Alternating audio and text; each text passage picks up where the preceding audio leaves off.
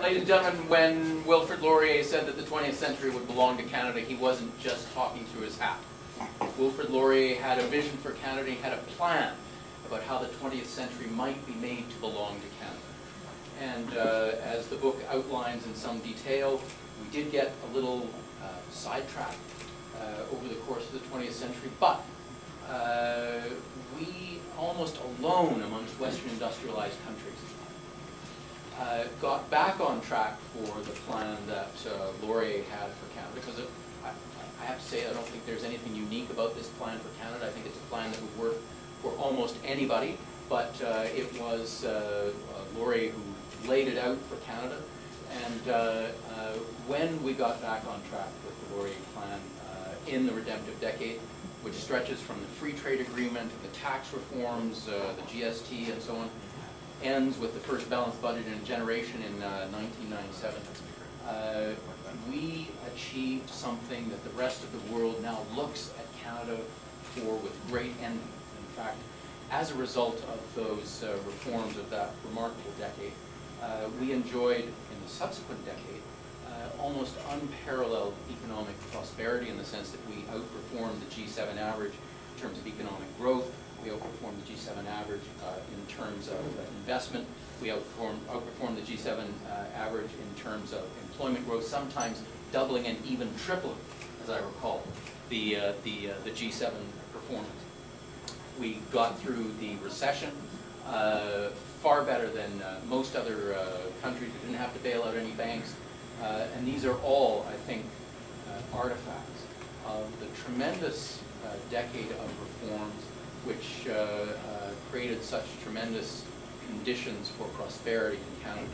Now, part of the argument of the book is that we are now beginning to live off the capital of those reforms, and that it's not enough to simply say, oh, well, you know, we got that job done in the 1990s, and we can simply coast now. We cannot coast. We have been shown what the advantages are to Canada of getting on track with the plan, seeing it through, and there's lots of things left to be done, which we outline in the book, including further action on taxes, developing and deepening the relationship with the United States, pursuing markets throughout the world. There are many, many things that Canada has only begun to do, but by God, when you look at what we have achieved just by getting halfway there, we hope to inspire Canadians to want to finish the job.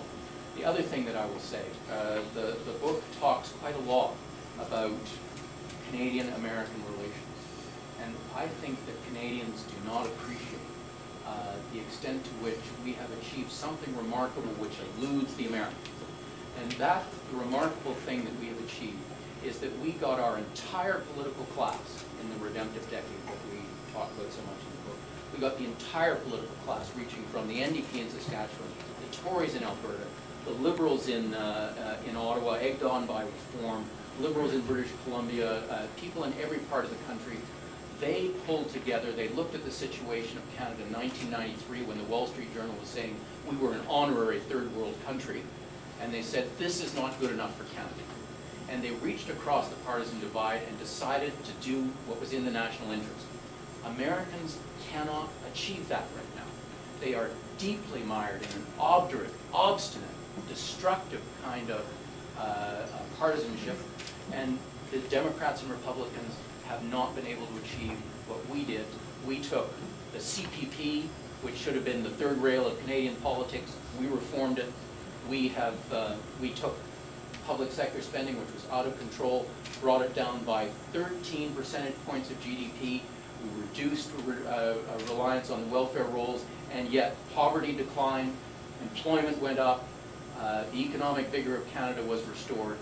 And if it's true, as I believe it is, that patriotism is back in Canada, in part as a result of our remarkable performance at the Olympics and owning the podium and all that stuff, I hope that, and I think it is the hope of my co-authors, that this book will serve as an inspiration to Canadians to not be satisfied simply with our great success in the sporting world, but to go on to show that Canada can be an outperformer in every area of public life, including in our politics, and in our economic reforms. Canada is capable of being the very best country in the world, and we are hoping that we will challenge the political class not to be satisfied with what they did in the 1980s and 90s, but to carry that work on for Canadians in the future. That's why we wrote that book. I would like, if I could, to take a moment to introduce to you my two co-authors, Jason Clemens. Where's Jason? Jason, will you come forward for a second, please? Jason is a Canadian who is now working for the Pacific Research Institute in San Francisco, California. And Jason, while we all take full responsibility for every part of the book, Jason in particular was responsible for the American section of the book, which I think is so revealing of the difficulties that are facing America and so revealing of what we achieved because we didn't fall prey to their mistakes. Jason, thank you so much for your collaboration on this book.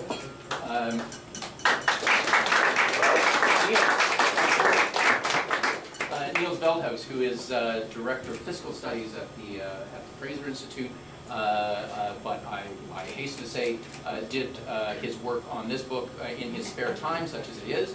And I will tell you that, by the way, that Niels had one day the misfortune on a Sunday while we were working on this book to sleep in for a couple of hours. And when he got up, he sent an email to me and Jason and said, I can't even sleep in on a Sunday. Well, in the few hours I've been asleep, you guys have exchanged 40 emails about this book. 40 emails, and that was just in a couple of hours on a Sunday morning. And I got up at 6 a.m. So that's a nerd, you know, a guy who gets up at 6 a.m. and says, God, I'm late to get to work on tax policy. Who are you talking about, me or I'll let you guys work that out. These guys were terrific collaborators. I was honored to work with them, and I think, if I may say so, that together we have produced a book that I, anyway, am extremely proud of, and I think will stand Canada in very good stead. And somewhere around here, we have a couple of gifts for Jason and Niels, and maybe I don't know if we can bring them up through the crowd. While we're waiting to see if that can be done, I'm going to introduce two other people who are here in the room. Les Calm. Les, would you stick your hand up, please? And Wayne Gudbranson. Wayne, where are you? They're in the middle there. Les and Wayne are both members of the board of directors of the Macdonald-Laurier Institute, and they are here representing the entire board. And Macdonald-Laurier, which is a brand new organization, we only opened our doors in March, but is already, I think, enjoying considerable success. We would not exist and would not have the energy and enthusiasm that we have without the support of our board, and I'm very grateful to both of you for coming tonight. Thank you so much. That's what I wanted to say about the book, and I'm going to make sure I get these to the right people. Niels, that's for you. Jason, that's for you. Ladies and gentlemen, would you join me in celebrating the Canadian section?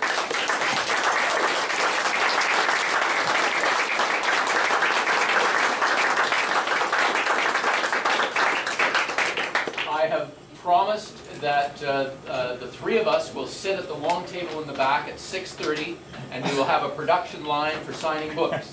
So anybody who hasn't got all three signatures, if you would like to have that, we will do that for you in the back.